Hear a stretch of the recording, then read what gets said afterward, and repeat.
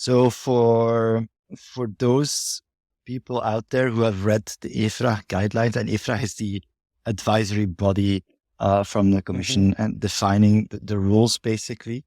They have written guidelines on how to do a DMA, and those are often very technical and not easy to work with. So what I would say is apply a pragmatic interpretation of that, and do not try to run a perfect course, because even us, we need to be pragmatic, and we notice that the auditors and other consultants, that they also take quite some shortcuts, because you cannot.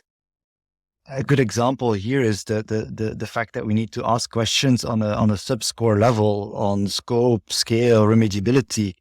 I mean, try to explain those definitions and then throw in your question in the broader context. I mean, you kind of need to restart your explanation because people will have forgotten about what it is that they need to answer, right? So, I mean, there's limits to the human brain on how you can capture that input, right? So do not try to run a perfect course, because it's nearly impossible. So be pragmatic in your approach. So I think that would be a main tip. Another one is I would also start try to not plan too much. Try to not have to not have your agenda fully prepared for what's going to happen in 6 months from now, because you need to start moving, and because it's quite a bit of a journey that you have ahead. So I would say start sooner than later. And then maybe a third one is to be very structured in your approach.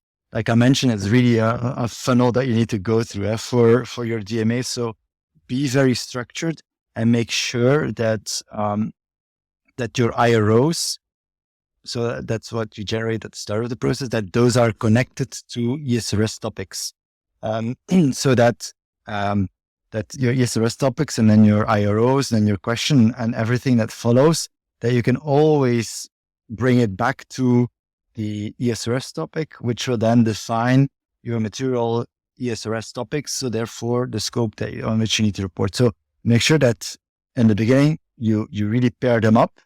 And that will already be half of the job to then draw the right conclusions at the end.